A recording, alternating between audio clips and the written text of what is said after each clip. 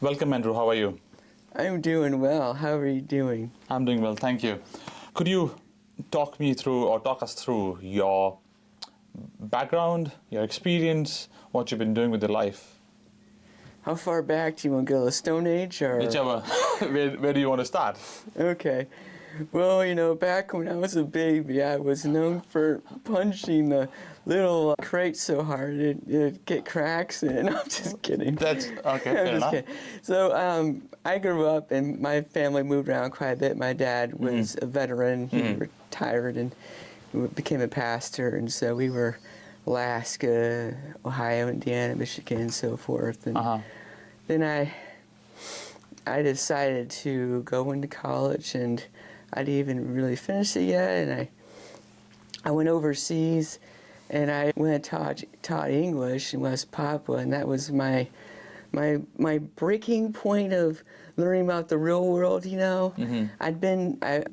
Before that, I went to see my brother in college in Canada and some other things, but this was like total culture shock, revolutionary movements, and so I got into it. Either in these vehicles and they're chujacks or whatever. I mean, it's basically a van that's moving, and these things are just so bumpy, right? So I just started going, woohoo, and like, hey, revolution, and people were looking at me like, who in the world is that nutty American? But from there, I got involved with some of the revolution there by accident, pretty much.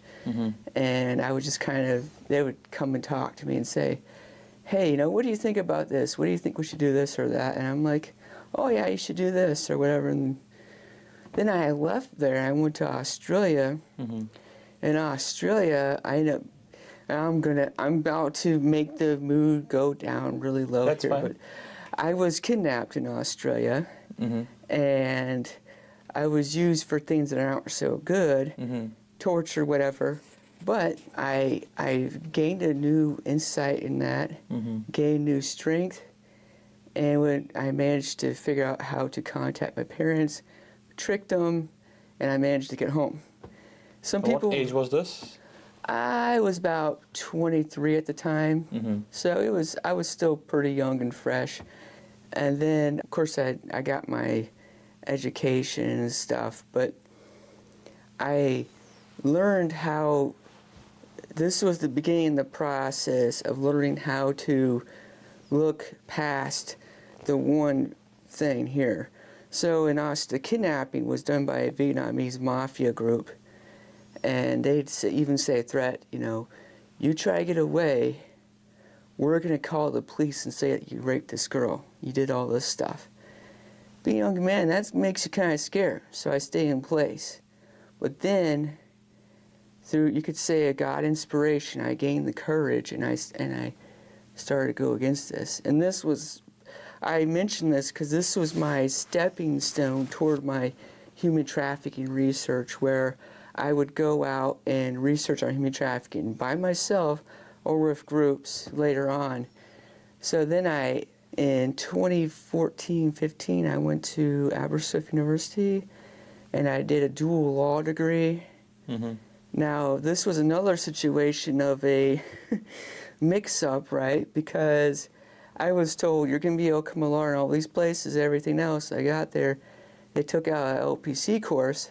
Guess what? I wasn't able to become a lawyer in the UK. So I had to expand my mind, think of what I needed to do.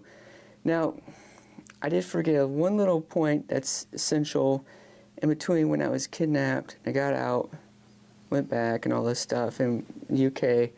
I met a girl, yeah, it happens online, and I went to China, worked as a professor, even though all I had was a bachelor at the time.